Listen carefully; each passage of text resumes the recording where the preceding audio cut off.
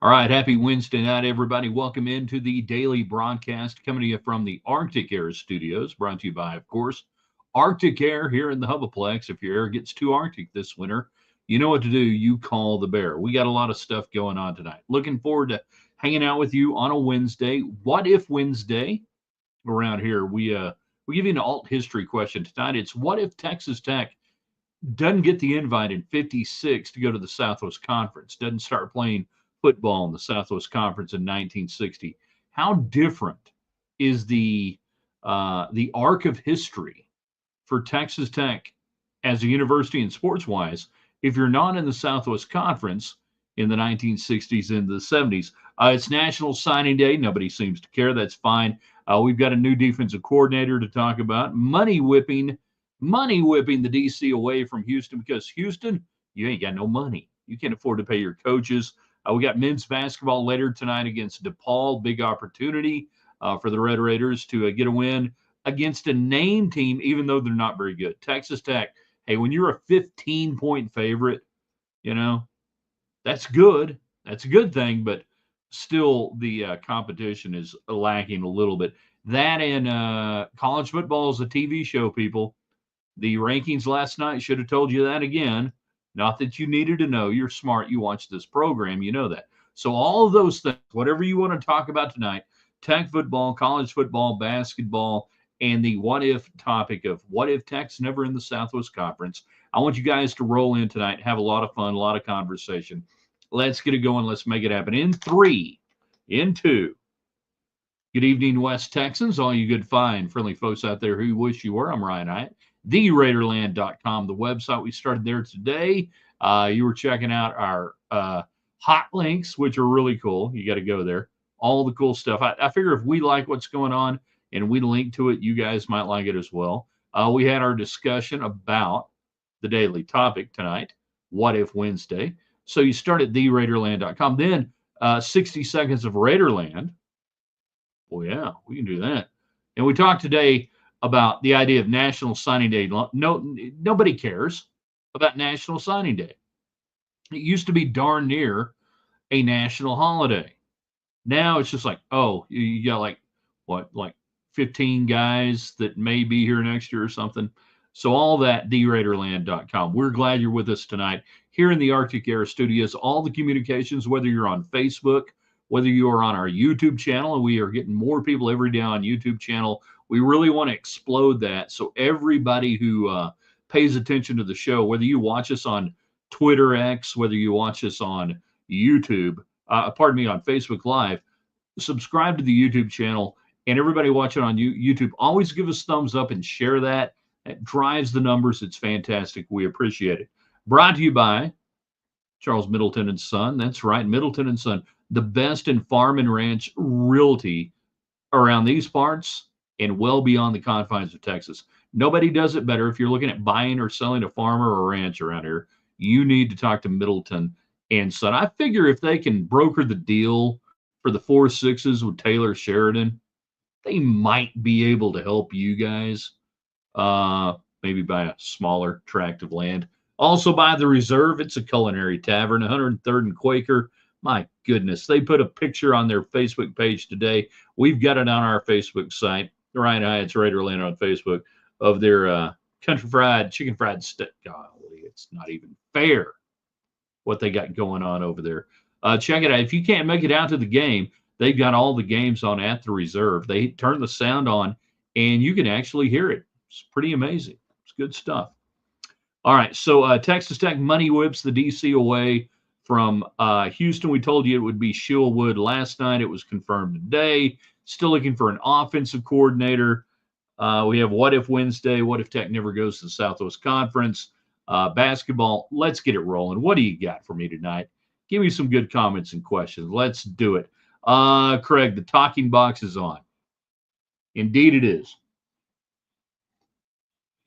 It goes back many a year. A lot of our new arrivals and new folks watching, they may know not what that means, but we know what the talking box means.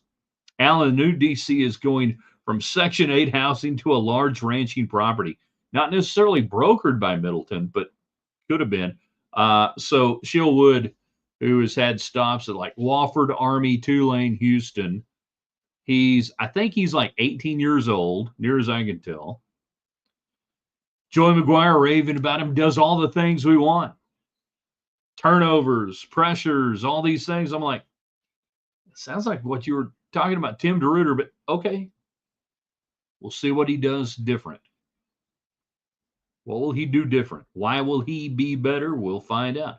He's been good everywhere he's been. Again, young guy has come in, shown immediate results. We'll see what happens. John is on Facebook. I am so old. I remember they faxed in the paperwork. Indeed, and there in the 2000s, the only people that had fax machines were athletic departments.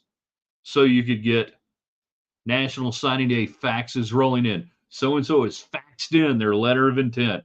Yeah, the fax is rolled in.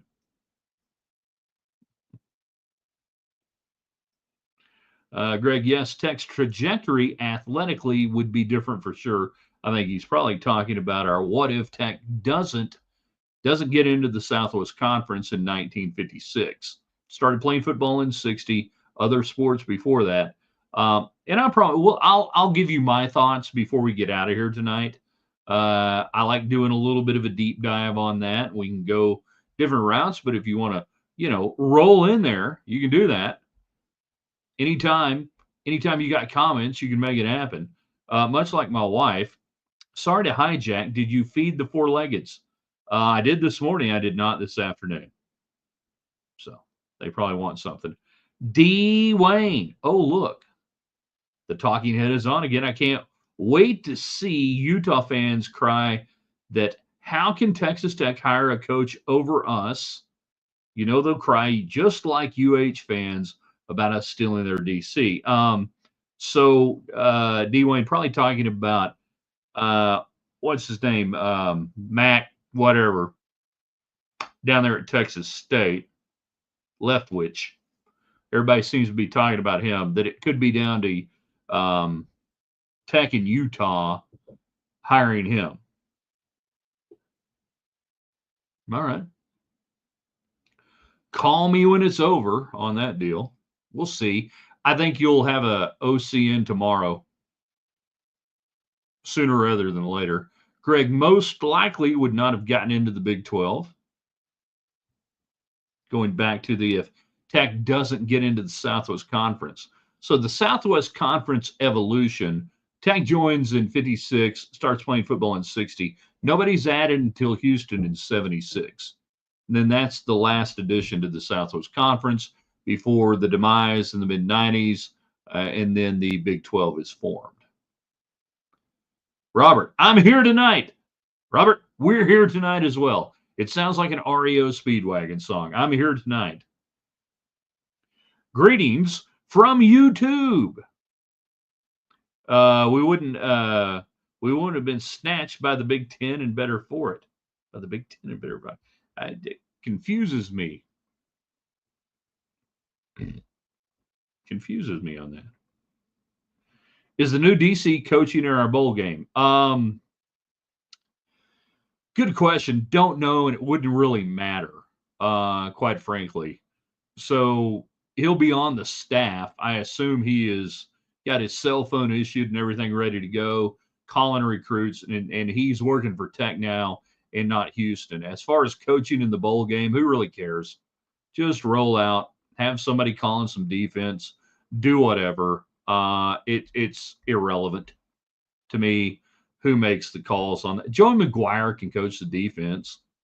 I'm not saying it's not hard, but I mean, McGuire can call the defense. So the idea of the DC rolling in and you're going to coach against whoever in the whatever bowl game doesn't matter to me.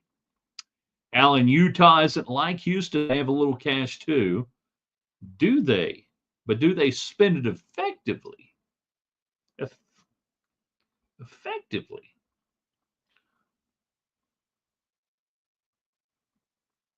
No, it's not going to be a money whip. If the Leftwich deal is between Tech and Utah, money's going to be the same. It's who do you think you can win with? Where do you want to go on that? If that's the guy, maybe that's the guy. Maybe there are other guys. Don't know. Joey McGuire today saying, want to continue the same style, tempo, used all the right terms, tempo and, you know, whatever. I mean, when he was talking about hiring an offensive coordinator, when he got the job 3 years ago, he talked extensively about complementary football. Offense, defense complements each other. Did that happen over the last 3 years? And this is not a knock against Zach Kittley or Tim DeRuyter or anything else. I'm telling you right now, though, Joey McGuire would rather run the ball more than less. He wants a strong run game. And that leads us to the idea of, did he throttle down Zach Kittley at times? Did he tell Zach Kittley not to do, I don't know, whatever Kittley wants to do? I guess we're going to find out next year when Kittley is running his own show there at FAU. And how different is that going to look without a Taj Brooks, without a strong run game? We'll see. So I go back to 3 years ago when he was trying to find a OC, and originally he wanted to hire Sonny Cumbie. Obviously, Cumbie gets the head job at Louisiana Tech.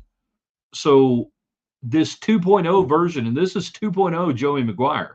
This is Joey McGuire 2.0. 2.0 on the defensive coordinator, 2.0 on the offensive coordinator. That a guy who has now 8 years in college football is having to redevelop an entire staff, because when you change coordinators, your entire staff is pretty much up for grabs. That you have to give the coordinators latitude to bring in the people they want to make it work. Otherwise, no coordinator who's any good would come in and say, that I'm being told I got to work with a guy. I would never take that job as a coach. If I'm a head coach and you tell me I got to hire this guy, I won't take the job. If I'm a coordinator and you say, I got to work with these guys, I won't take the job. You're destined for failure. So this is Joey McGuire 2.0 as a college coach, 8 years in college, totally different from high school. What do we see? It's going to be fascinating, isn't it? You know? John, who are the coaches in contention to be the OC? You hear names. Leftwich keeps coming up. Beyond that, who the hell knows? I don't get into that stuff anymore, man, because it sorts itself out so quick that to expend oxygen on it is a waste of time to me. Like we could have gone Sunday night and looked around at 25 different defensive coordinator types, and it would have been a waste of time because Joey McGuire already knew who he was going to hire. Joey McGuire knows who he wants to hire right now offensively. I'm not going to waste my time because it don't matter. So just, kick back and go, all right, see who shows up. Joey's wife has a shirt that says, run the damn ball. I think Joey had to tell Kittley to use Taj Brooks. Maybe so. Were they at odds at different times? Not on the same page. Couldn't get along. My offense and your offensive philosophy disagree. No. Were there times, will Zach Kittley coach different without Joey McGuire? Guarantee it. I do think McGuire moved away from the analytic book this year. Yes, he did, in a major way. As coaches evolve, as coaches realize, and he brought that book from Baylor, watching that down there, and he relied on it way too much in year 1 and 2. And then he went back to Joey McGuire in 1997, 2003, 2008.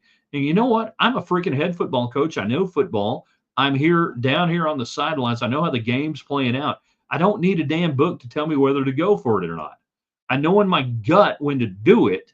And that's the thing analytics can't compensate for. Analytics is a tool. Analytics guides you to a certain point, but at a certain point, you have to make the decision. No, not have the decision made for you. The good coaches understand that. Joe McGuire is a good coach. He started embracing his own good coaching again this year. Kitley will throw it 95% of the time. No, it won't be any more than 89.5. Jan, poor four-legged. They will starve. I fed mine before I left for the basketball game. Good for you. Have fun watching Tag and DePaul. They ain't going to starve. Trust me. They supplement their diets out here with all sorts of birds and other varmints and everything else. If we didn't feed them for a week, they'd actually probably look more healthy than they do right now. Our dogs ain't going to starve. All right, jump in, get your comments, questions. It's What If Wednesday. What if Texas Tech? And every Wednesday we throw out a little alt history topic. Tonight it's what if Tech never gets the invite and doesn't get to go to the Southwest Conference? In 1956, Texas Tech finally breaks down after great political pressure over multiple decades, going back to the 30s.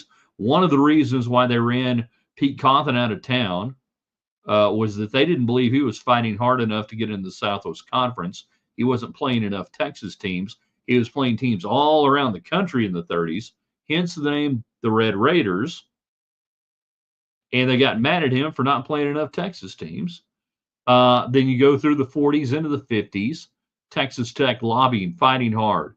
Texas Tech people in Lubbock and West Texas cutting up their Neiman Marcus credit card, mailing them back because SMU was a hard no in the 50s. TCU same way. Didn't want Tech in. They finally get in. Big deal. What if that didn't happen? What does Texas Tech do? What is the evolution of Texas Tech, football, sports, or otherwise, if in 1956 the Southwest Conference commissioners walk out of that meeting? I believe it was in Arkansas. I think it was in Arkansas. And they say, nope, there weren't enough votes. What happens? What do you think happens? You know?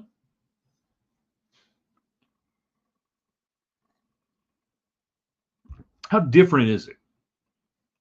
Allen, Tech would have joined the WAC and be the 1984 national champs instead of BYU. Suck it, BYU.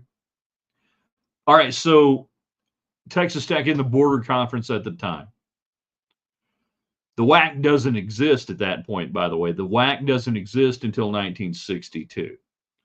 So the most logical of timelines is that Texas Tech obviously remains in the border conference with Arizona and Arizona State. They haven't moved into the Pac 6, Pac 8, Pac 10 yet. And you kind of bump along there. The WAC would have been really interesting. The original WAC, I think, is probably where Texas Tech ends up in the early 60s. Then the question becomes a lot of different things. Expansion of Jones Stadium doesn't happen if you don't get the Southwest Conference invite. You stay with the original Tech Stadium, Jones Stadium, and that doesn't happen. You don't bowl it out. You don't do that. And you're probably playing through the 1960s in the original configuration of that stadium. So you don't see that happen. The Southwest Conference begrudgingly expanding in the 70s with Houston finally getting in. Would Texas Tech would have had enough pressure maybe to get in through the 60s into the 70s? I do think that if they don't get in 56, that at some point in the 70s, as the Pac-12 expands, the Pac-8, Pac-6, Pac-8, Pac-10, you get the idea. That as they expand, I think the Southwest Conference would have taken both Tech and Texas, and maybe Tech and Houston, and maybe even earlier than 76. That it might have occurred in the late 60s or early 70s. So then how different does Jones Stadium look if instead of expanding in 58, 59, that you expand in 68, 69, or 70? What would that look like? But I do think it would have been the WAC that Tech would have gone to. They wouldn't have gone out west. It just wasn't going to happen with a Pac Pac-6, 8, 10. All right. You're not going to go to the Big 8. That's not going to happen. So the WAC probably is the natural evolution in 1962, and they would have been thrilled to have had Texas Tech.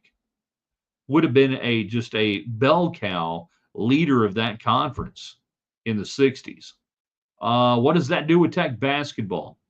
So the Coliseum, Lubbock builds the Coliseum in 56. That was going to happen regardless of Southwest Conference admission. So you've still got the Coliseum all through the 60s into the 70s. Hell, we wrote it into 1999. So I don't think it would have killed you on the basketball front.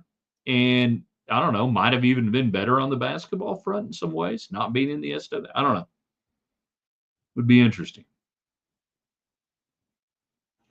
So does Texas Tech get into the Southwest Conference eventually? I think they do. But then let's say you get in 70 or 76. Maybe it's 76 when Houston gets in. When the Big 12 comes around, are you so behind the other schools at that point that you end up where Houston was, TCU? That's another question that is hard to answer.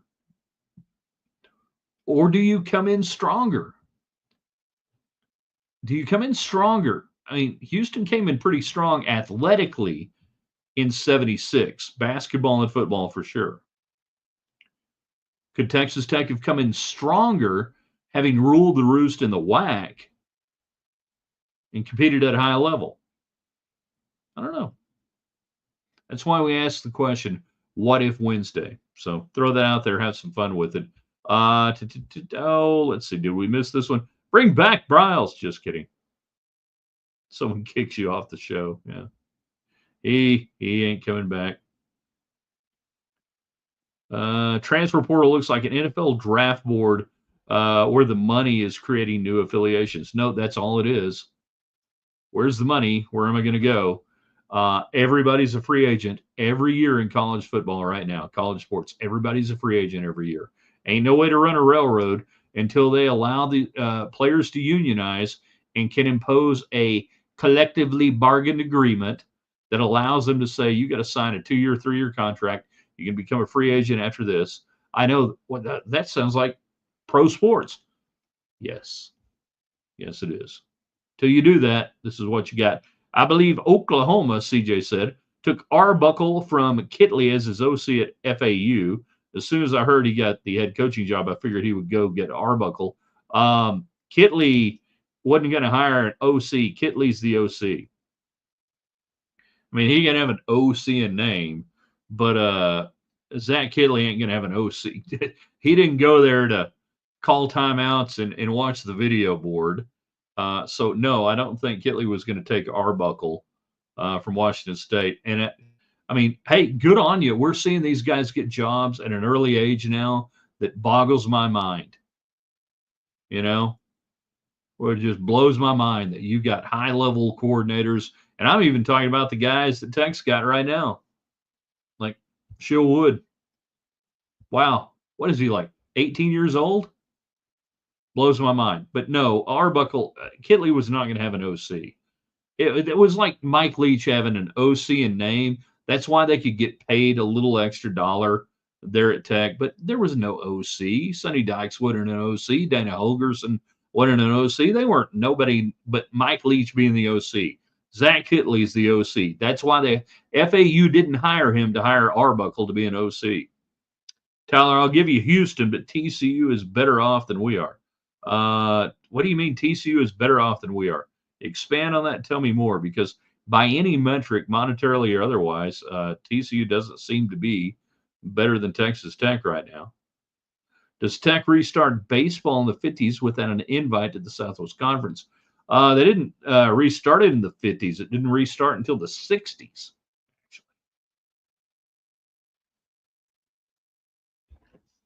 So did they restart it in the Mountain West or not? Good question. Would it have been cheaper, maybe? I don't know. There were a lot of programs that just didn't have baseball for a while in the 40s and 50s. Good question, though. Do you have Bill Dean? If you got Bill Dean, and you got John Dudley, then you got Tech baseball coming back in the 60s. I think Texas Tech baseball, seriously. All right, so regardless of conference affiliation, if there's a Bobby Magel at Monterey in the late 50s, early 60s, then there's going to be Tech baseball because there would have been enough good baseball talent being churned out in Lubbock in the 60s that you probably have baseball at the college level. And of course, Bill Dean was a Lubbock High product. He played, let's see, Monterey's summer league team was the Belvedere Quality Red Checks. Lubbock High was Furs. I think it was Furs Supermarket. I think that's right. Somebody can correct me. If Mike Gustafson is watching, he might be the only one who could correct me, unless John Dudley is watching. But Tech baseball getting restarted in the 60s had as much to do as Bobby Magel at Monterey churning out players as anything else at Tech. Tyler, TCU over the last 15 to 20 years to present football much better than we are. It's not much better. Multiple Rose Bowls, playing in a substandard conference. Multiple? Like 2. Played for a national championship. Yeah, okay. And I get it. I get what you're saying, but all in all, resources and everything else, they're not above you as a program. Now, they have achieved more, and part of that was done in the Mountain West Conference. Was it WAC? Yeah, Mountain West. But as a program, as where they are every day, they're not anywhere above Texas Tech. They're not anywhere below. But they have done more. They've done more than you have. Yeah. FYI, as per Joey, IU and Juice calling bowl plays. Barron could if he plays. Yeah, anybody can do it. Yeah, I'll show you. Yeah. Love Dr. Dean. Best professor in tech history. Walk in Dr. Dean's class, Mass Comm 101, day one. And he knows what to say, and he says, yes, indeed. I know many of you are confused that you think I am Tom Lander. I am not. All there back in the day. First class I walked into at Texas Tech in the fall of '88. Mass Comm 101.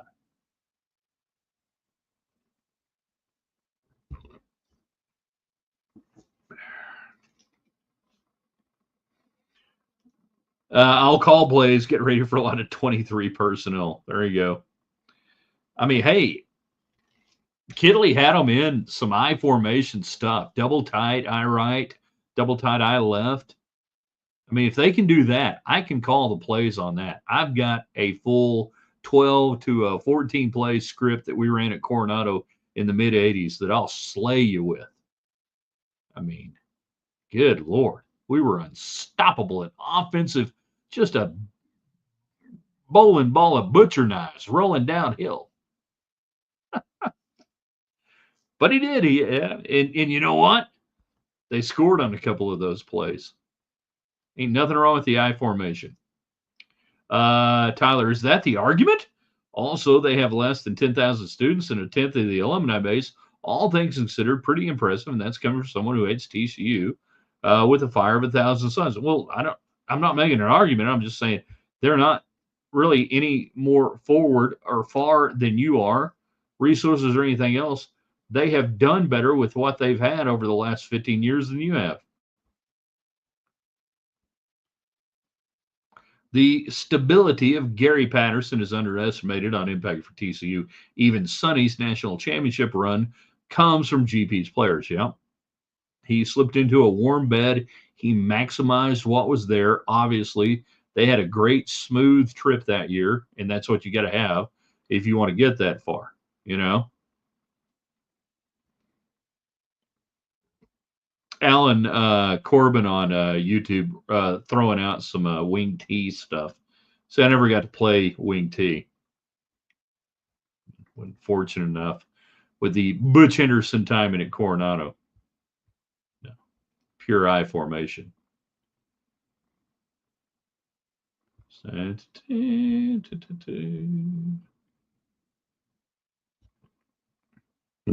How are we feeling about basketball tonight? Pretty good.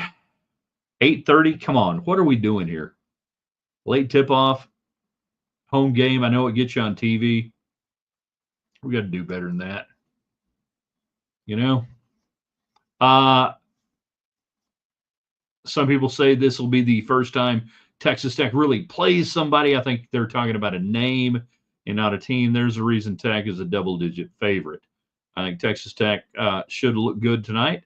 They've had plenty of rest to get ready for this thing. So we'll pay attention. We'll see what it looks like. Anything less than about a 15 to 18 point win, probably be kind of disappointed in it when it's all said and done. You can give us your thoughts before we get out of here. We'll talk about Micah Hudson tomorrow. All right. And we'll be talking about a new offensive coordinator tomorrow, probably. We can talk more about college football playoff being a TV show tomorrow. Yeah. All that. On the website, theraiderland.com. Tomorrow is overrated, underrated, rated right Wednesday. So get in and rate a few things. All right. Dadgummit, rate a few things. Tomorrow there on the website. Carter McKenzie, TCU has accomplished more, and I'd argue because they went to a weak-ass conference. Patterson did a good job. I like Tech's future better. Fair comment. Basketball wins by 10, and it looks decent doing it. They're on our what is that, YouTube? ESPNU has enough pull to create an 8:15 tip. Yeah, they should. We'll see. All right. Fun conversation. Enjoyed it. The last thing you guys can do for us tonight, which is the first thing, is share this, invite your friends in to watch it. Put it on your social media feeds. Share it on Facebook, Twitter. If you're on our YouTube channel, please thumbs up, share it there. If you are not on our YouTube channel, just go over there and subscribe if you're on Twitter and Facebook, and then you can watch it wherever you want. But just, drive the metrics on that. That helps everything. All of our great sponsors like The Reserve, a culinary tavern here in the Hubbleplex, United Supermarkets, and, of course, Middleton & Son, the best in farm and ranch realty, not just in West Texas, Oklahoma, Colorado, New Mexico, well beyond that. Why did we want to work with them? They're the best, and you guys deserve the best. So if you're looking at buying and selling some property, you know what to do. You need to call Middleton & Son. All right. I don't know, supper time maybe, see what's happening out there. Watch a little basketball. We'll see you in the morning at theraiderland.com.